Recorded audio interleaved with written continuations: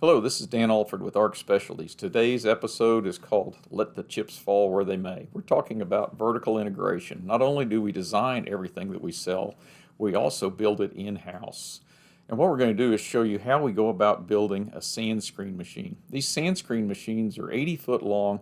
What they do is they resistance weld stainless and Inconel wires together to create a precision sand screen for the oil patch. These screens are apparently in short supply. We're building 4 of these machines right now as we speak.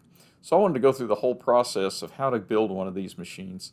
We start off with steel plate, and we plasma and oxy fuel cut this plate into shape. And then the next stop is the weld shop. And then we're building these machines either with shielded metal arc welding, sometimes submerged arc welding, and also flux cord arc welding. We're using a combination of robots and people and hard automation to do the welding on these machines. Next step is we go across town to our large machine shop at the ARC Specialties Machine Works. We have a large bridge mill over there. And what this bridge mill allows us to do is machine all the surfaces on these parts extremely accurately in one chucking.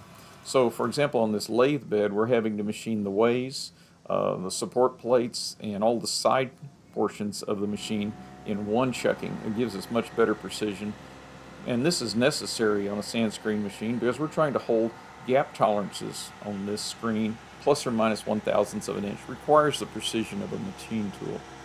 After we finish with the machine shop, we come back to ARC Specialties, and then we paint the machines. We're using a water-based paint. And then we go from the paint shop to assembly, where we do the final assembly of all the sand screen machine. Then we do the runoff right here at ARC Specialties. This vertical integration has served us well over the years. We're able to control our quality and control our schedules much better than if we had subcontracted this equipment out. So at ARC Specialties, we thrive on problems. Send us yours.